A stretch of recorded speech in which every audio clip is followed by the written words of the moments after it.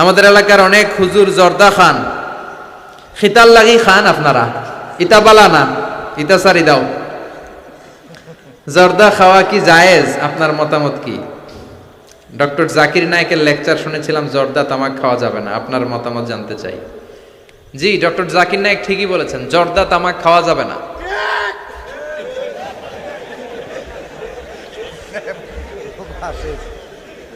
জর্দা তামাক খাওয়া যাবে না, কারণ সিগারেট খাওয়া হারাম, তাই না? যদিও অনেকে হারাম বলতে চায় না, মাকরুহে তাহরিমি বলে। মাকরুহে তাহরিমি বললে তো একই কথা, করিবুন ইলাল হারাম, হারামের কাছাকাছি। তো সিগারেটে যেটা পুরে পুরে খায়, আগুন দিয়ে পুরায় খায়, জর্দার মধ্যে ওটা আস্তে আস্তে চাবায় খায়। কথা বলেন। তো সিগারেট যদি হারাম হয়, জর্দা তো আরো আগে হারাম। এই জর্দা, সিগারেট এগুলোর সাথে মুসলমানের সম্পর্ক নাই। এই সিগারেটের যে ধোঁয়া, এটা জাহান্নামের আলামত। ধোঁয়া পাওয়া যাবে কই? কথা কয় না। জাহান্নামে থাকবে আগুন। সিগারেট খেতে কি লাগে? আগুন খায়, আগুন পেটের ভিতরে ঢুকায়, আছে না নাই? পৃথিবীতে সিগারেটটা এমন একটা খাবার, এই একটা খাবারই শুধু টয়লেটে বসে খাওয়া যায়। কথা খুব কা, তাই না? সিগারেট ছাড়া কোনো জিনিস কেউ কোনোদিন টয়লেটে বসে খায় না, শুধু সিগারেটই খায়। আবার সিগারেট হয় টোবাকো প্ল্যান্টস থেকে, মানে তামাক পাতা থেকে। তামাক গাছ আসেনি এখানে? তামাক গাছ যেখানে চাষ করে ওইখানে কোনো বেড়া দেওয়া লাগে না, ওটা ছাগলও খায় না। ছাগলেও খায় না, ছাগলও মুখ দেয় না।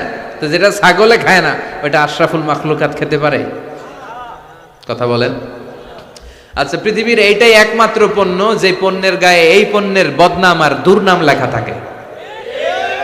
এটার গায়ে লেখা থাকে স্মোকিং কজেস ক্যান্সার, ধূমপান কর্কট রোগের কারণ, ধূমপান করলে ক্যান্সার রোগ হয়। আছে না নাই? আচ্ছা, কোন চকলেটের গায়ে যদি লেখা থাকে এই চকলেট খাওয়া মাত্রই ডায়রিয়া হয়, খাইবেন?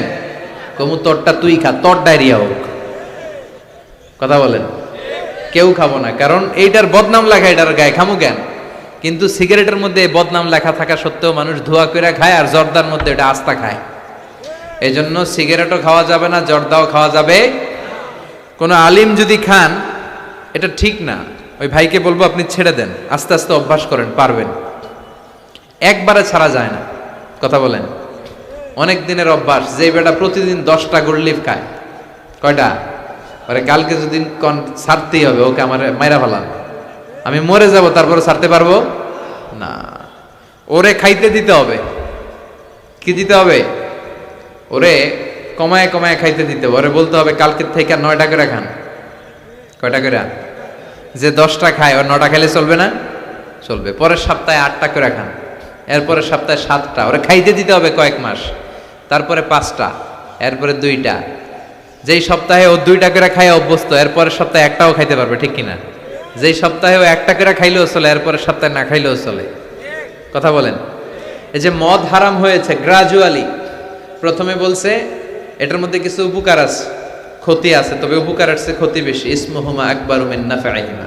সাহাবারা কয় তাইলে তো কমায় দিতে হবে। সাহাবারাও মদ খাইতো, ওমরে ফারুক মদ খেতেন, মদ খাওয়ার রাজা ছিলেন উনি। এরপরে সাইয়েদনা আলী রাদিয়াল্লাহু তাআলা আনহু মদ খেতেন, সব সাহাবারা মদ খেতেন, কারণ তখন এটা জায়েজ ছিল, নিষেধাজ্ঞা আসে নাই। যখন বলা হলো ক্ষতি আছে বেশি, খাওয়া কমাই দিলেন। এরপর একবার সাইয়েদনা আলী রাদিয়াল্লাহু তাআলা আনহু মদ খেয়ে নামাজে দাঁড়াইছে, আর এরকম মাতলামি করতেছে, আর পড়তেছে আ'বুদু মা তা'বুদুন। লা আ'বুদু মা তা'বুদুনের জায়গায় মাতলামের ছোটা কি পড়ে? আ'বুদু মা তা'বুদুন। লা আ'বুদু মা তা'বুদুনের অর্থ হলো কাফিরেরা, তোমরা যে মূর্তির পূজা করো আমরা ওটার পূজা করি না। উনি লা বাদ দিলে অর্থ হয়ে গেছে তোমরা যেটার পূজা করো আমরা ওইটারই করি। ভেজাল আছে না নাই?